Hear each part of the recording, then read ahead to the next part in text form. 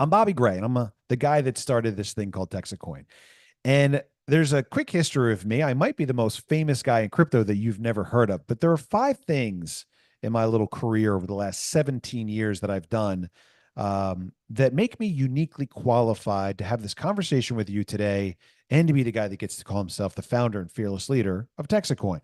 Number one, in 2008, I started my own currency. I saw all the things that were wrong in the world, watched all these different documentaries, went to the bottom of every rabbit hole conspiracy theory, and found that money was at the base of every one of those problems. I asked myself, who's doing something about the money?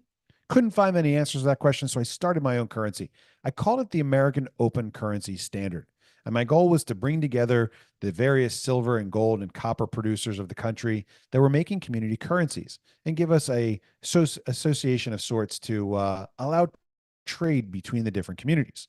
I think it's quite coincidental, and maybe not by accident, that somewhere else in the world at that very same time, somebody named Satoshi Nakamoto, probably not his real name, was also starting his or her own currency. Big difference between the two. I went physical, gold, silver, copper. They went digital, zeros and ones. Looking back on that now 17 years ago, it's pretty clearly and easy to see that Satoshi won. Cryptocurrency today is a multi-trillion-dollar industry, and it's only getting bigger and bigger as time goes by. But I did that back in 2008.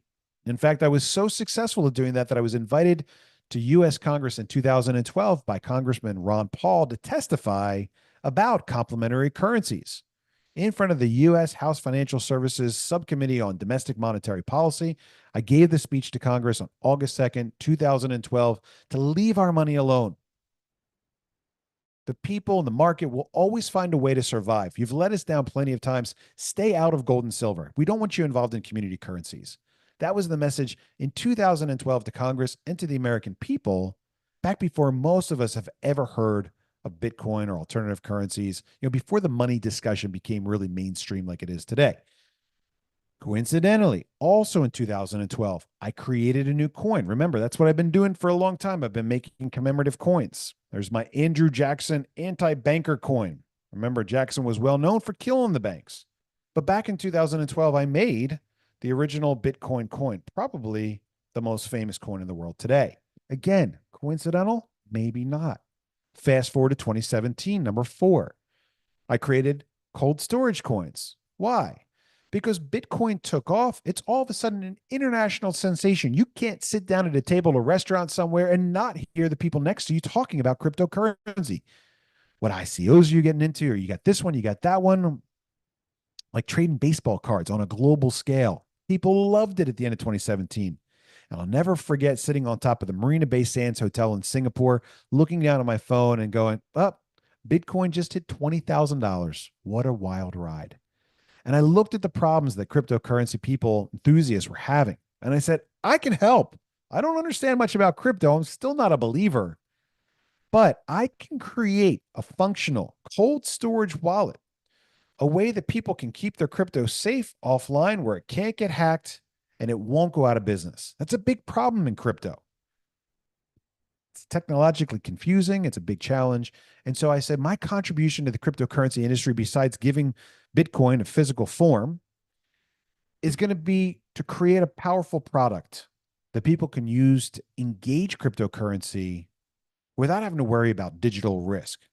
And my product now serves as a bridge between these two worlds: gold, silver, copper coins on one side, zeros, ones, digital, cloud, crypto stuff on the other side. And it's really important because most people can't wrap their mind around digital money. But if you can take a digital asset and you can put it in the palm of someone's hand, now they start to go, oh, I understand. It's a physical asset that holds a digital coin. I created that in 2017, sold hundreds of thousands of these things. We've given them away. We've made them for all kinds of big names. We're doing a project right now. I just got paid for it today for one of the largest cryptos in the world. I'm under an NDA, so I can't really tell you much about it anymore. But point is, these are really well-respected products by the industry. Industry leaders use these products. They're really great. And that's the fourth thing that I did that makes me extremely relevant for this conversation. I'm not a nobody this space. Done a lot of cool stuff. I've been around a lot of cool people. I've seen crypto rich, as I've tried to explain to you guys over the last couple months now that our project is maturing. But the fifth thing I did is I decided to get out. At the end of 2023, I knew that I was going to get into crypto sooner or later. I experimented with a lot of stuff over the years. Tried this, tried that, tried the other thing. Didn't really have it. But in mid 2023, I knew that I wanted to get out of the gold and silver coin business. It's a lot of work. It's expensive. The money is tiny. It's almost more like a charity making coins. It's dangerous. It's hot. It uses a ton of electricity. It needs big buildings, big power, all these things. I said, I'm out. Mid production on a gigantic project. I said, I'm done. I can't do this anymore. Why? Because the world's not making any new gold and silver coin buyers. I still love gold and silver. I've got plenty of coins in my collection. This is an illegal coin, by the way. This is the constitutional open carry Texas coin, which was banned by federal court. Long story. But I love coins. Gold and silver will always be valuable. But the world's not making any new gold and silver coin collectors. I think about my daughter, 19 years old. Everything that matters to her in her world exists on her phone. She's not going out to buy a safe to keep her gold and silver coins locked up. She's thinking digital collectibles, NFTs, in-game tokens and currencies, all the stuff that the kids talk about. And while it may be foreign and uncomfortable for you and for me, the next generation is totally engaged with crypto and digital assets. And if children are the future, it's clear to me that the future of money is digital. And that's when it hit me like a ton of bricks. And I said, I got to get out of this. And I got to get into crypto. I've got so many things going for me. The crypto community needs leadership. They've lost their way, man. It's all about NFTs and fart coin and bonk coin and Floki coin and Pepe coin. And I don't even want to name some of the other stupid things that are out there. Man, what a disaster. I've always been a fan of financial technology of crypto.